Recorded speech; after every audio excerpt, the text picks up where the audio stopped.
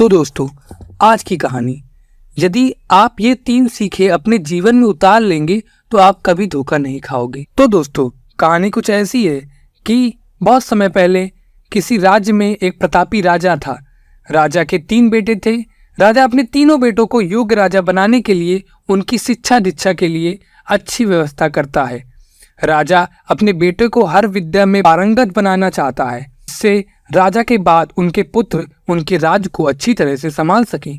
तीनों बेटे की अच्छी शिक्षा दीक्षा हुई। अब जब राजा बूढ़े हो गए और अपना राजकाज संभालने में असमर्थ हो गए, तब राजा अपने तीनों पुत्रों को अपने पास बुलाते हैं और कहते हैं, हमारे राज्य में आम का एक भी पेड़ नहीं है, इसलिए मैं चाहता हूँ कि तुम तीनों आम के पेड़ की खोज करो और वापस आकर मुझे बताओ कि यह पेड़ कैसा होता है।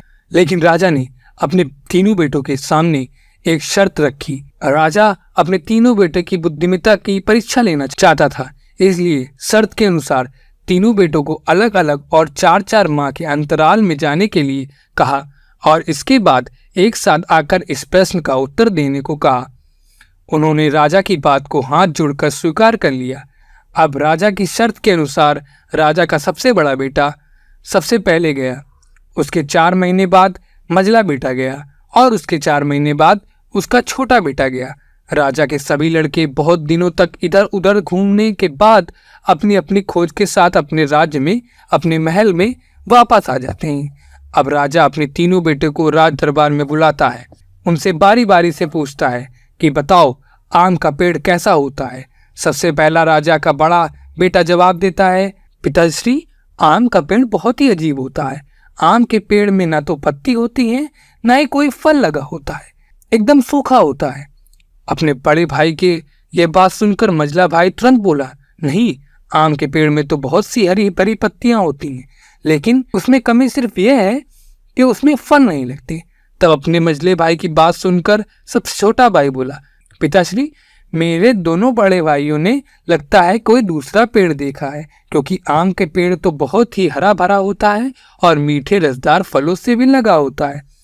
मैंने खुद अपनी आंखों से देखा है। और राजा के तीनों बेटे अपनी अपनी बात पर अड़े रहे और तीनों भाई बड़े ही आश्चर्यचकित हुए। तब राजा कहते हैं, तुम तीनों ने जो देखा है वह सही है। तुम तीनों ने आम के पेड़ को ही देखा है, लेकिन तुमने जो देखा है उसी को सही माना और वही सही भी है। लेकिन तुम तीनों ने अलग अलग मौसम में जाकर आम के पेड़ को देखा है, इसलिए इसकी अलग अलग खूबी को जाना है। राजा की ये बात सुनकर तीनों बेटे अपने पिताश्री की तरफ चुपचाप होकर देखने लगते हैं। तब राजा उन तीनों लड़कों को कुछ महत्वपूर्ण बातें बताता है। तब राजा कहते हैं कि मैंने तुम तीनों को जानबूझकर अलग अलग मौसम में आम का पेड़ देखने के लिए कहा था, क्योंकि मैं तुम तीनों को एक सीख देना चाहता था। फिर राजा अपने बेटे को ये 3 बातें बताते हैं। नंबर 1, किसी भी चीज को एक बार देखकर ये जांच करने के बाद सही जानकारी पूरी तरीके से नहीं हो पाती है। नंबर 2, किसी भी व्यक्ति की या फिर वस्तु की पूरी जानकारी के लिए लंबे समय तक उसका सही ढंग से अवलोकन करना पड़ता है। नंबर 3, किसी के बारे में जल्दबाजी से कोई भी फैसला नहीं करना चाहिए। हर मौसम एक जैसा नहीं रहता। आम के पेड़ पर भी मौसम का प्रभाव देखने को मिलता है, इसलिए वह भी कभी मौसम के मार की वजह से सूख जाता है, तो कभी हरा भरा रहता है और कभी फलों से लदा रहता है। इसी तरह से हम लोगों का जीवन भी होता है। जीवन में कभी उतार तो कभी चढ़ाव, कभी सुख तो कभी दुख आता जाता रहता है। इसलिए हमें हिम्मत बनाए रखनी चाहिए और आत्मविश्वास रखना चाहिए। हर मौसम की तरह समय भी गुजर जाता है। हमें किसी भी विवाद में तब तक नहीं पड़ना चाहिए जब तक हमें दोनों पक्ष की पूरी जानकारी न हो जाए। हमेशा एक पक्ष के पहलू की जानकारी सुनने के बाद दूसरे पक्ष को भी सुनना उतना ही जरूरी होता है जितना आपके पहले वाले को।